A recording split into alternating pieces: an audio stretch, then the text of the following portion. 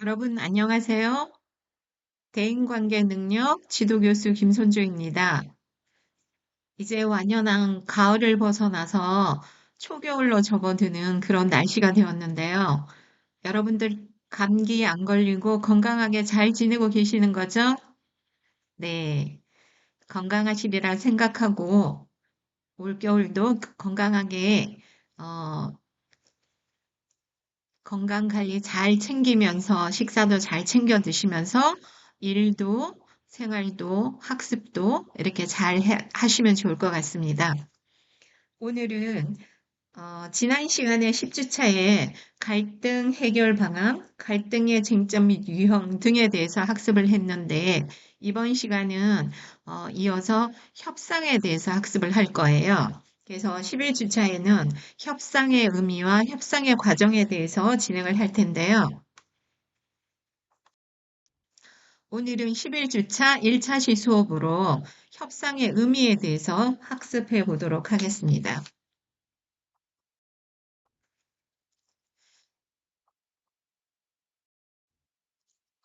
자, 학습 목표는 직업 생활에서 협상 가능한 목표를 세우고 상황에 맞는 협상 전략을 선택하여 다른 사람과 협상하는 능력을 기를 수 있다. 학습 내용으로는 협상의 의미를 설명할 수 있다.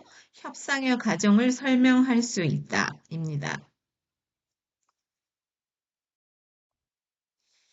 자, 여러분들은 협상의 의미는 무엇이고, 협상은 왜 해야 되는지 이미 알고 계시고, 아마 생활하면서 협상을 하면서 살아가고 있을 것 같아요.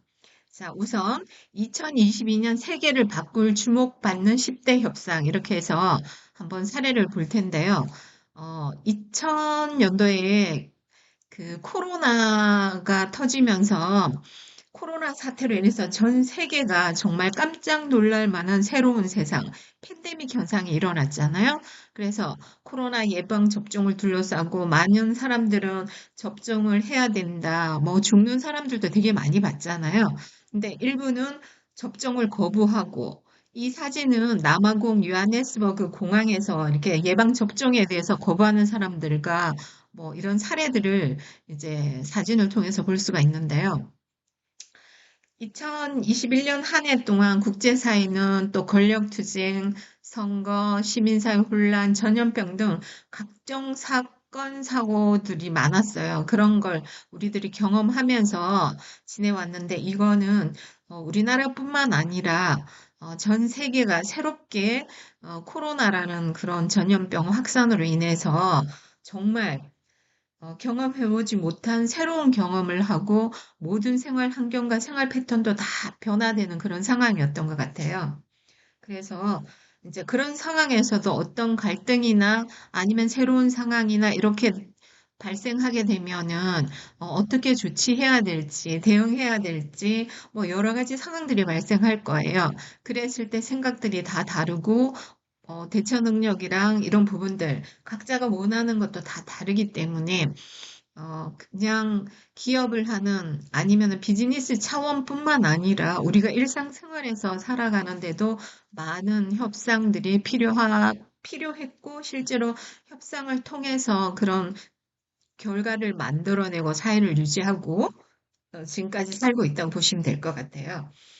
근데 다양한 이슈를 처리하는 과정에 사람들은 어떤 목적에 부합되는 결정을 하기 위해서 의견을 하나로 뭉치거나 결론을 이렇게 도출해서 이런 과정을 통해서 결과를 도출하기 위해서는 어려울 때는 협상이 생각보다 쉽지는 않아요. 그래서 뭐 생각지 않게 의도치 않게 협상이 잘 이루어질 수도 있지만 그만큼 노력이나 서로 조율을 통해서 협상이 이루어지기 때문에 그 협상은 정말 쉽지는 않지만 그래도 긍정적인 결과를 도출해 내는 그런 경우가 참 많죠.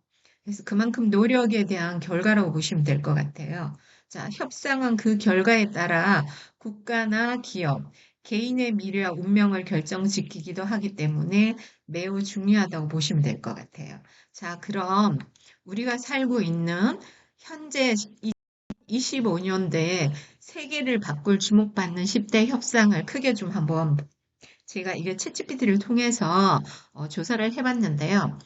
2025년 세계 주요 협상 요약본을 보면 우크라이나 평화회담, 그다음에 나토 헤이그 정상회담, 그다음에 브릭스 정상회, 브라질 리우에서 있었던 AI 거버넌스, 글로벌 남반구 협력, 다국화 질서의 중심축으로 부상 서방을 견제하는 그런 협상건이 있었고요.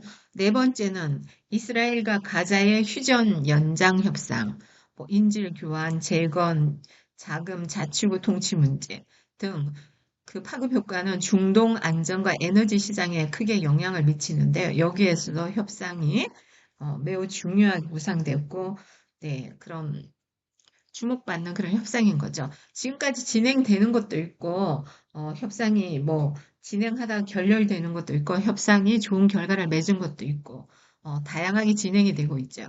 자, 다섯 번째는 미중 무역 협상, 반도체 공급망 관세, 글로벌 공급망 및 기술 패권 구조에 직접적인 영향.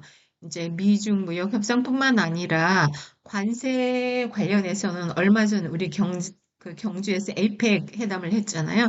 거기에서도 저희도 그런 것이 관세 협상 이런 게 걸려 있는 거죠. 미국하고 트럼프 대통령과 그래서 아주 극진하게 또 대접하기도 하고 뭐 지금은 전작권 문제라든가 다양하게 또 경제, 안보 전 분야에서 또 서로 협상을 해야 될 부분도 있고 일부 협상이 진행된 것도 있고 있습니다. 자, 이게 단순히 어느 하나의 나라의 문제만은 아닌 것 같아요. 자, 여섯 번째는 해저 자원 심해 강물 국제 규제 협상. 자, 유엔 해양법 체제 중심으로 중요성은 핵심 강물 확보 경쟁 및 환경 규제 균형점. 일곱 번째는 AI 국제 거버넌스 회담. 인공지능 규제 안전성 윤리 표준. 자, 의미는 기술 경쟁 시대의 새로운 국제 규범 탄생 가능성. AI가 우리에게 아주 편안하고 일상을 빠르게 그리고 편리하게 해주는 반면에 또 윤리라든가 개인정보라든가 여러 가지 문제점이 있죠. 이런 것들을 어떻게 표준화할 건지에 대한 그런 각 나라의 그런 해담들 그런 것도 있고요. 그다음에 여덟 번째 이란, 예멘, 오만 지역 안보 협상, 해상 교통로, 에너지 인프라 협력을 위해서 중동 해양 안보 구조 변화 가능. 자, 인도, 파키스탄 무역 안보 대화, 국경 긴장 완화, 무역 재개, 핵 보유국 간 평화 신호, 남아시아 안보, 네, 결정 요소 등. 자, 마지막으로 열 번째 한번 볼 텐데요. 요즘 탄소 중립, 기후 금융 및 손실 피해 협상, 선진국 개도국 간 기후 대응 재원 논의, 글로벌 기후 정의와 경제 지원 체계 재편의 전환점. 오늘 아침에 뉴스에 보니까 기후 에너지 이런 걸 감축해야 된다는 거, 탄소 감축해야 된다는 거 60%인가? 이렇게 되는 것 같아서 기업에서 또 점진적으로 해야 되지 않을까 여러 가지 그런 쟁점들이 있는 것 같더라고요. 그만큼 우리나라뿐만 아니라 전 세계적으로 기후위기에 대한 것도 심각하게 생각하고 그런 부분들을 손실 피해 예방을 위해서 협상이 또 필요한 상황이고 협상을 지금도 진행하고 있고요. 자, 이런 걸 봤을 때 종합 분석해보면 안보, 경제, 기술, 외교 이 분야뿐만 아니라 다양한 분야에서도 이렇게 협상이 이루어지고 있고요. 이런 것들은 한국뿐만 아니라 중견국, 뭐 방위산업, 외교, 다문화, 공급망, 신산업, 국제규범, 균형 외교, 뭐 여러 가지 분야에서 협상이 필요하고 실제로 협상이 진행되기도 하고 또 하다가 협상이 결렬되기도 하고 그리고 또 한편으로는 또 서로의 그 협상이 잘 이루어지면은 뭐 충족 협상이 원만하게 이루어지기도 하고 있죠. 그러나 자국의 이익뿐만 아니라 각자 개인들도 개인의 이익을 추구하기 때문에 이런 협상은 매우 중요한 것 같아요. 그래서 이 협상에 대한 종합 및 시사점을 보면 위에 10건으로 하긴 했지만 단 하나의 협상이 아니라 국제 질서 재편, 기술 경제 경쟁의 속도 변화, 지역 안보의 대전환 등을 반영하고 있고요. 한국과 같은 중견국에다 당 같은 의미가 있습니다. 기술 및 공급망 측면에서 미, 중국 협상 결과는 국내 기업 전략에 영향을 줍니다. 사실은 미국하고 중국하고 협상해도 우리가 무슨 문제지 그러지만 우리는 함께 살아가는 전 세계 글로벌 사회에 같이 임하고 있고 우리 또한 이분들과 뭐 대외 무역뿐만 아니라 여러 가지로 서로 협력 상생하면서 살아가는 어느 한편으로는 대립과 갈등이 발생하기도 하는데요. 그랬을 때 서로의 자국도 보호하면서 필요한 것들을 서로 협상을 통해서 네, 그 공존하면서 살아가는 거죠. 네, 그래서 국내 기업 전략에도 이것이 영향을 줍니다. 안보 외교 측면에서 유럽, 중동, 남아시아 등에서 벌어지는 협상의 흐름을 또 주시해야 우리 안보에도 미치는 영향들을 이제 그리고 어떤 상황에서 어떤 일이 벌어질지도 모르는 거예요. 그랬을 때 또 협상이 필요할 수도 있어요. 자, 기후 자원 등 비전 통 안보 이슈가 중심으로 떠오르고 있다는 점을 또 기억할 필요가 있고요. 물론 협상이 항상 성공적으로 마무리되지 않지만 협상 실패 혹은 지연 자체도 글로벌 리스크가 됨을 우리는 항상 인지하고 있어야 할 것 같습니다. 자, 그럼 그런 사례로 들어가 볼 텐데요. 자, 이런 이미지들은 2025년 한 해 동안 전 세계적으로 주목받을 세계 질서, 경제, 기술을 바꿀 가능성이 있는 협상 및 회담 10가지를 정리해 보았어요. 자, 이미지로 한번 볼게요. 런던. 네. 런던 스밋 온 우크라이나인데, 우크라이나 그런 런던 네, 3월 2일 날 회의가 개최되었죠. 영국 런던에서. 자, 우크라이나와 러시아 전쟁의 평화안 마련 및 유럽 차원의 연합된 대응 체제 구축을 하기 위해서 회의가 있었고요. 이게 주목된 이유는 러시아 우크라이나 전쟁은 유럽 안보 질서를 흔드는데 중대한 사건이고 이 회담이 어느 정도 해법을 제시할 경우 이후 전개 방향에 큰 영향을 있을 수가 있습니다. 자, 두 번째는 또 헤이그 나토 서밋에서 6월 달에 있었는데요. 네덜란드 헤이그에서 6월 24, 25일 열린 나토 정상회의인데 여기는 향후 GDP 국방비 지출을 5%까지 올린다는 약속을 채택했고 또 이것이 왜 주목을 받냐면 유럽 안보 상황이 러시아, 우크라이나 전쟁, 사이버전, 신흥 위협 등으로 급격히 바뀌는 가운데 나토 내부 구조와 역할의 변화가 생길 가능성이 크기 때문에 네, 이런 회의들을 하고 협상을 하게. 자, 세 번째는 브라질 리우데자네이루에서 열린 제17자 브릭스 정상회의인데요. 핵심 의제로는 인공지능, AI 거버넌스, 글로벌 남반구의 협력 강화, 글로벌 금융 경제 질서 개편 등이 포함됩니다. 왜 이것이 주목인가 하면 서구 중심의 국제 체제에 도전하면서 다국화 흐름을 주도할 수 있는 플랫폼이라는 점에서 향후 국제 질서 변화의 축이 될 수도 있기 때문에 네, 이런 협상에 이제 이렇게 10대 주요 협상으로 주목받고 있고요. 네 번째는 이스라엘과 가자 지역에서 휴전 현장 및 장기 처리 방안 협상.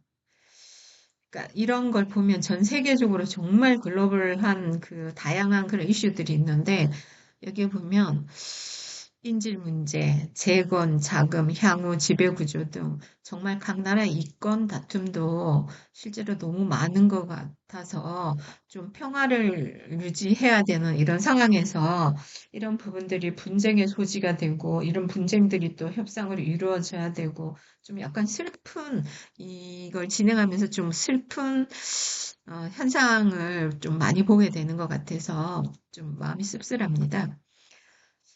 아마 여러분들도 그런 생각이 들리라 생각합니다. 자, 중동 지역 안정은 글로벌 에너지 안보 난민 흐름에 직결되고 이 협상이 성공 또는 실패하느냐에 따라 광범위한 영향을 미칠 수 있습니다. 첫 번째는 어, 미국과 중국, 미중 무역 협상인 거죠. 자, 제네바 등지에서 미국과 중국 간의 무역 관세 공급망 재편 협상이 진행 중이고, 특히 기술 반도체 공급망을 얽힌 전략적 경쟁이 포함되어 있고요. 왜 주목이냐면 세계 최대의 경제 강국 간의 미중이 중요하잖아요. 협상 결과는 글로벌 무역 흐름, 기업 투자 전략, 기술 생태계에 큰 파급력을 지니고 있습니다. 그래서 항상 이런 것들이 우리가 협상을 하지 않더라도 그 인근 관계하고 있는 나라들에서 일어나는 것에 주목하고 그 다음에 어떤 상황이 발생해도 우리도 협상 전략을 잘 짜서 우리가 유리하도록 협상을 이끌어야 되는 거죠. 자, 그 다음에 여섯 번째는 해저 자원 채굴 규제 문제에 대한 국제 협상들이 되어 있고 해양법 협약 자율 규제 등 네, 거버넌스죠. 바다 해양을 중심으로 자, 전기차, 배터리, 반도체 등이 필요한 핵심 광물이 해저에 존재하고 있어서 이 자원의 접근권 규제, 환경 문제가 새로운 글로벌 갈등으로 갈등축으로 부상되고 있고요. 또 AI, 인공지능에 대한 국가 간 규제, 윤리, 기술 경쟁을 다루는 회담이고 AI 기술이 경제, 안보, 사회 모든 영역에 파장을 일으키는 상황에서 규제 틀, 국제 공조 모델이 이 시점에 만들어질 가능성이 매우 높습니다.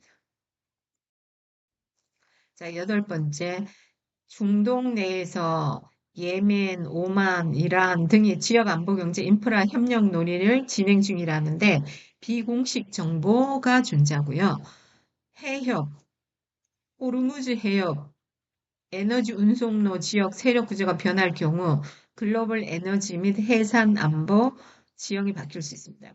예를 들어서 직항을 할 수도 있는데 만약에 이런 분쟁이 나면은 훨씬 더 많은 돌아와서 이렇게 무역을 해야 될 경우 비용이랑 시간이 이런 것이 되게 많이 들겠죠. 그래서 이것도 되게 매우 중요합니다.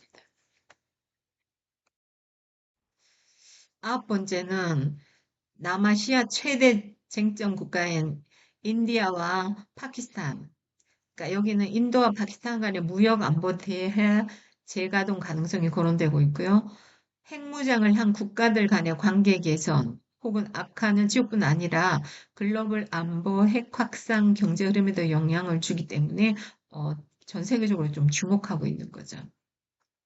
인도, 파키스탄, 네. 자, 마지막으로 자, 기후변화 대응과 관련해 선진국가 개발도상국 간 기후금융 및 손실 피해 배분 협상이 핵심 아젠다로 떠오르고 있는데요. 어, 이거 불란서에서 일어났던 거죠. 기후위기는 단순한 환경 문제가 아니라 경제, 이주, 안보 정책 모두를 관통하는 이슈이며 이 협상의 결과가 향후 수십 년간 국제 협력 틀을 좌우할 수 있기 때문에 이런 협상들은 매우 중요하다고 인식하고 있으면 좋을 것 같습니다. 그리고 관심도 가지실 필요가 있습니다. 자, 이거는 글로벌한 국제적인 그 협상이었고, 우리가 일상에서 협상의 의미에 대해서 한번 볼 텐데, 일상에서 흔히 볼 수 있는 협상들 있죠. 뭐, 자세히는 아니지만, 우리가 보통 뭐 오늘 저녁 외식할까, 뭐, 이거 아내가 될 수도 있고, 여기서는 남편인데, 보통 아내나 가족, 아이들 간에도 이런 게 있을 수도 있어요. 그래서, 뭐 오랜만에 근사한 레스토랑에 가서 칼질하는 건 어때? 그랬대. 아내 입장에서는 분위기 내는 건 좋지만 이번 달은 생활비가 부족해요. 스테이크를 먹고 나면 생활비가 더 부족하니까 그냥 집에서 저녁을 해 먹어요. 남편 입장에서는 모처럼 나가서 근사한 데서 칼질 해보자고 했는데 아내가 그러니까 당신은 언제나 돈만 생각하는 건 돈을 너무 아끼는 것 아니야? 쓰라고 보는 돈인데 너무 돈만 아끼니까 사는 재미가 없잖아. 나도 가끔은 적당히 여유를 즐기는 삶을 누리고 싶어. 이렇게 했을 때 아내는 여보, 우리도 언젠가는 멋지게 외식하고 근사한 곳을 여행 다닐 만큼 돈이 모일 거예요. 그러기 위해서는 아낄 땐 아껴야 한다고요. 아, 냉장고에 스테이크가 있어요. 비싼 레스토랑에 가는 대신 집에서 좋아하는 음악 들으면서 스테이크를 굽고 집에 있는 와인이랑 함께 먹는 건 어때요? 그럼 돈도 절약하고 우리 둘 다 원하는 분위기 있는 저녁 식사도 할 수 있을 것 같은데 남편, 그거 좋은 생각이야. 당신과 결혼하길 정말 잘했어. 역시 당신은 현명해. 이 협상이 잘 된 거죠. 이건 일상에서 있을 수 있는 협상인데, 이렇게 아주 긍정적으로 잘 해결이 될 수도 있지만 또 한편 누구 하나는 삐지는 경우도 있어요. 돈만 생각하고, 집에서 그래도 나가서 외식하는 게 더 분위기도 좋고 좋지 않냐, 막 이럴 수도 있는데, 이런 건 생각하기 나름인 것 같아요. 그래서 요런 바람직한 그런 뭐 협상도 좋은 사례네요. 근데 제가 생각할 때 여러분들은 이럴 경우 어떻게 하는지가 좀 궁금하네요. 그러니까 저도 이렇게 앞에서 보면 잘 아내가 남편이 그렇게 얘기했을 때 잘 설명을 하고 있는 것 같아요. 좀 이런 상황에서 그러니까 무슨 외식은 외식이야. 이렇게 말하지 않고, 뭐, 냉장고에 스테이크 있으니까, 뭐, 스테이크 굽고 집에 있는 음악 들으면서 와인도 함께 곁들이는 거 어떤지, 뭐, 그런 얘기를 쭉 할 때, 그냥 대안을 만들어주는 거예요. 이것도 한 협상인 거죠. 현명한 협상이라고 생각이 드네요. 또 두 번째, 이거는 K씨와 사장 사이의 임금 문제로 갈등을 겪고 있는데 K씨는 자신이 바라는 수준 임금을 쟁취하기 위해서 사장을 설득하기 위해 이성적으로 임금 인상에 대한 근거, 뭐 업무 성과, 근무 평가를 또 제시하고 때로는 감성적으로 임금 인상에 대해서 호소하기도 하고 그러니까 뭐 사장님한테 그렇게 얘기를 하는 거죠. 근거 없이 얘기하지는 않고 이렇게 일을 했고 이런 성과도 있는데 그리고 나도 이렇게 이제는 임금 정도는 좀 올라야 되지 않겠냐. 이렇게 사장님한테 호소하니까 이제 그런 것들을 좀 인정해서 뭐 그런 타당성. 그래서 본인이 원하는 좋은 결과를 얻게 되었다고 하네요. 이것도 조금 현명하게 대처하는 것 같아요. 뭐 불평불만하고 이런 거보다는 조금 상황 봐가지고 자기 성과도 어필하고 그리고 또 약간 감정에 호소하기도 해서 자기의 그런 걸 기분 좋게 사람도 할 것 같아요. 좀 어려운 상황일 수도 있지만 이렇게 현명하게 하는 것도 중요할 것 같습니다. 자, 여러분들은 협상이 무엇인지 각자 생각을 한번 적어보시고요. 협상이 과연 무슨 이유 때문에 필요한 것인지 그것 또한 간략하게 한번 적어보시기 바랍니다.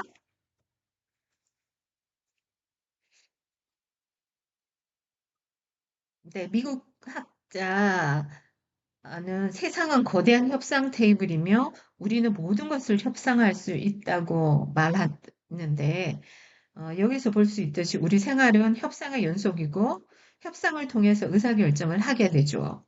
협상은 시간과 공간을 초월해서 끊임없이 발생하고 있고 가정이나 회사나 정부나 국가나 어느 시간, 어느 공간에서도 항상 전개될 수 있는 상황입니다.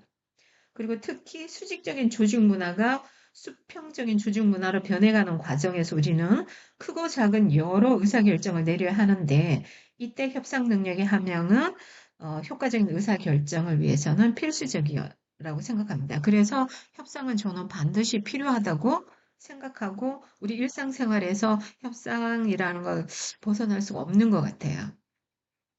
갈등 상황에서도 협상이 필요하고요.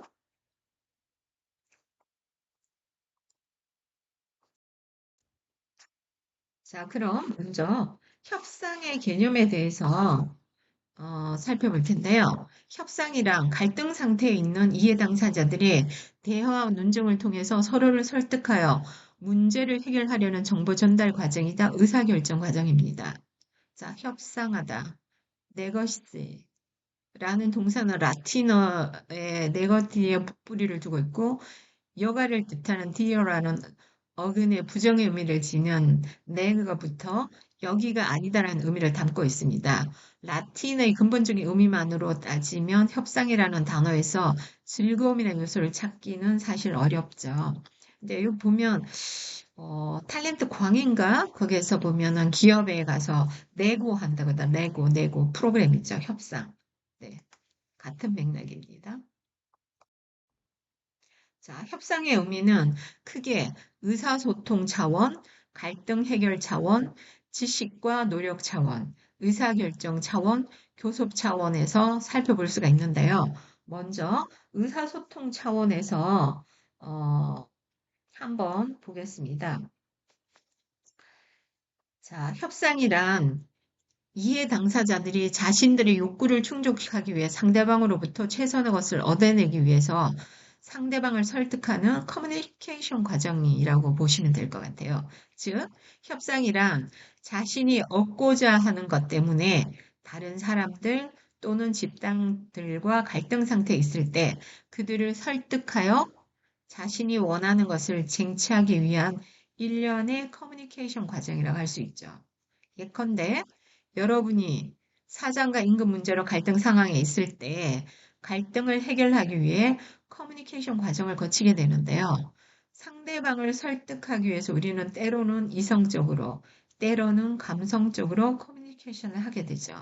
커뮤니케이션이 원활하고 상대방 설득이 원활하게 진행될 때 임금 협상도 원활히 진행되고 좋은 결과를 산출할 그런 경우가 많이 있죠. 그러나 서로가 상대방에 대한 분노와 증오로 가득 차서 서로를 적대시하고 또 단정짓고 이렇게 의사소통이 안 될 때는 임금 협상은 더 이상 진전되지 못할 것이에요. 그러므로 협상이란 상대방을 설득하기 위한 목적으로 하는 커뮤니케이션인 거죠. 자, 관계가 좋을 때는 서로 이렇게 우리 잘, 막 마음이 맞아서 잘 이루어지는 거잖아요. 근데 아주 사소한 문제도 소통이 안 될 때는, 커뮤니케이션 안 될 때는 절대로 협상이 이루어지지가 않아요. 네, 단절이기 때문에. 자, 그럼 첫 번째, 갈등 해결 차원에서 협상의 의미를 보면은, 협상이란 갈등 관계에 있는 이해 당사자들의 대화를 통해서 갈등을 해결자 하는 상호작용 과정인데요. 즉, 협상이란 개인, 조직 또는 국가가 가지고 있는 갈등의 문제를 해결하기 위해서 갈등 관계에 있는 이해 당사자들이 대화를 통해서 상반되는 이익은 조정하고 공통된 이익을 증진시키는 상호 과정이라고 할 수 있습니다. 자, 여기에서 상반되는 서로가 원하는 이익은 조정이 필요하겠죠? 공통된 이익은 증진시키는 상호작용이라고 갈등 해결 차원의 협상의 의미입니다. 세 번째는 지식과 노력 차원. 지식과 노력 차원에서 협상을 볼 때는 우리가 얻고자 하는 것을 가진 사람의 호의를 얻어내기 위한 것에 관한 지식이며 노력의 분야입니다. 자, 즉 협상이란 승진, 돈, 안전, 자유, 사랑, 지위, 명예, 정의, 애정 등 우리가 얻고자 하나 원하는 것을 어떻게 다른 사람들로부터 더 우월한 지위를 점유하면서 얻을 수 있을 것인가 등에 관련된 지식이며 노력의 장이라고 할 수 있습니다.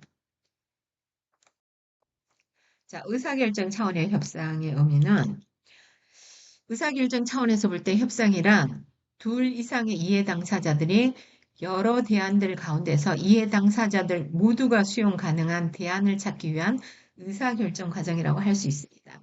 또한 협상이란 공통적인 이익을 추구하나 서로 입장의 충돌 때문에 이해 당사자들 모두에게 수용 가능한 이익의 조합을 찾으려는 개인, 조직 또는 국가의 상호작용 과정이라고 볼 수 있습니다. 자, 교섭 차원의 협상은 자, 참여들의 공통적인 의사결정을 필요로 하는 교섭 차원에서 볼 때 협상이란 서로 다른 협상 당사자들이 합의에 도달하기 위해 공동으로 의사결정하는 과정이라고 할 수 있는데요. 협상이란 둘 이상의 당사자가 갈등 상태에 있는 쟁점에 대해서 합의를 찾기 위한 과정이라고 정의할 수 있습니다. 즉, 협상이란 둘 또는 셋 이상의 사람들이 갈등 상태에 있는 어떤 쟁점에 대해서 주고받는 과정을 통해서 합의점을 찾아서 그 쟁점을 해결하기 위한 과정이 교섭 차원의 협상의 의미라고 보시면 됩니다. 협상이란 갈등 상태에 있는 이해 당사자들이 대화와 논쟁을 통해서 서로를 설득하여 문제를 해결하려는 정보 전달 과정이다. 또한 의사결정 과정입니다.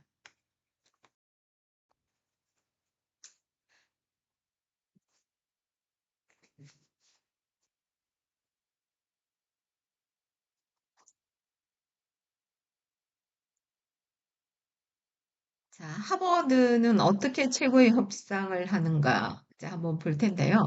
자, 우리는 타인으로부터 어떻게 설득을 이끌어낼 수 있을까? 설득을 아주 잘 시키는 사람이 있죠. 그 사람 또한 설득이 잘 되기 때문에 협상을 또 성공적으로 이끌 확률이 무척 높은 거예요.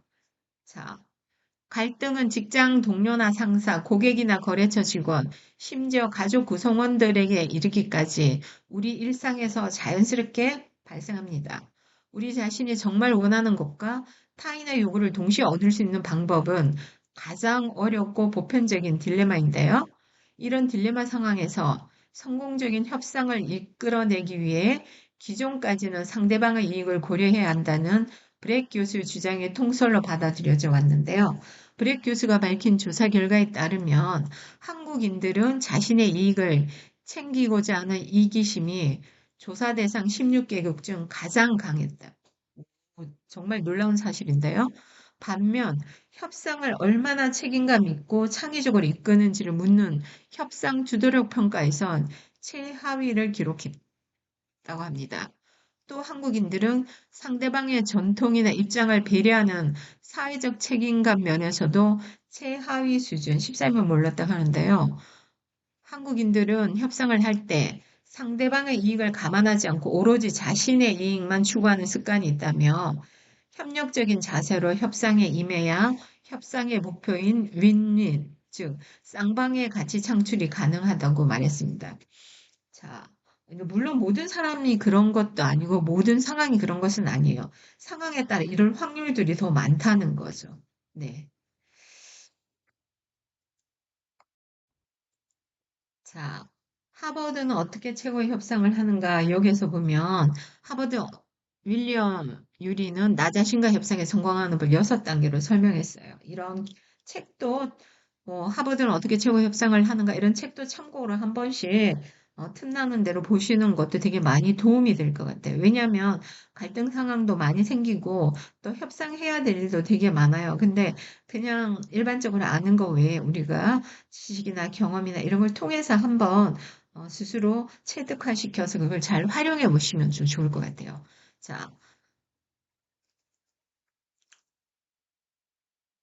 하버드는 어떻게 최고 협상을 하는가 해서 첫 번째 자신의 입장에서 생각하게. 첫 번째 단계는 자신의 가장 큰 적수를 아는 것이요.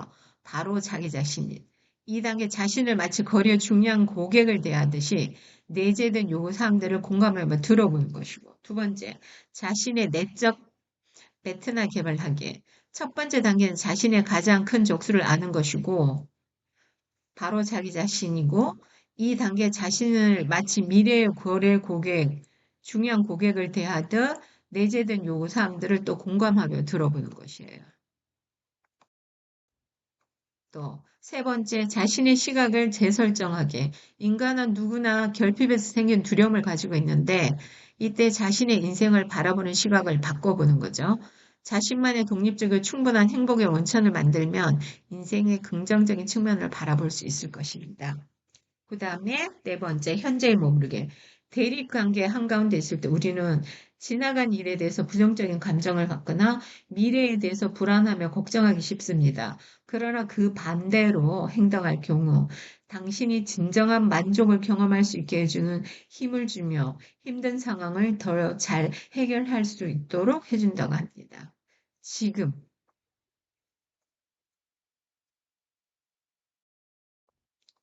하버드는 어떻게 최고의 협상을 하는가? 다섯 번째로 그대로 그들을 존중.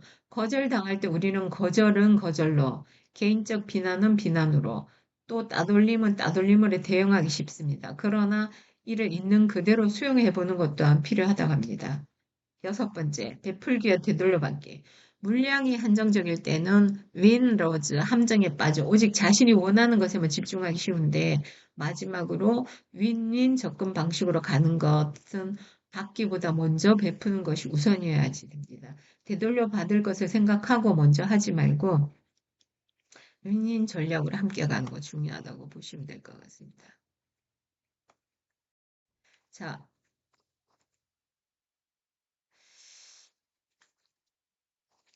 자, 협상을 이루기 위해서는 협상에 대비해서 잘 준비해야 되고 또 윈윈하려면은 상대방의 입장에서도 먼저 생각하고 또 미래 고객 이런 걸 생각하면 나 자신을 대해서 먼저 생각해보고 진지하게 이렇게 고민해보는 그런 것들이 협상에 매우 긍정적인 영향을 미칠 수 있다고 하니까 여러분들 또한 한 번 더 생각해 보시기 바랍니다. 자, 그럼 협상의 의미에 대해서 이제 한 시간 공부를 해봤는데요. 다음 시간 11주째 2차 시에는 협상의 과정에 대해서 학습하도록 하겠습니다. 여러분들 수고 많으셨습니다.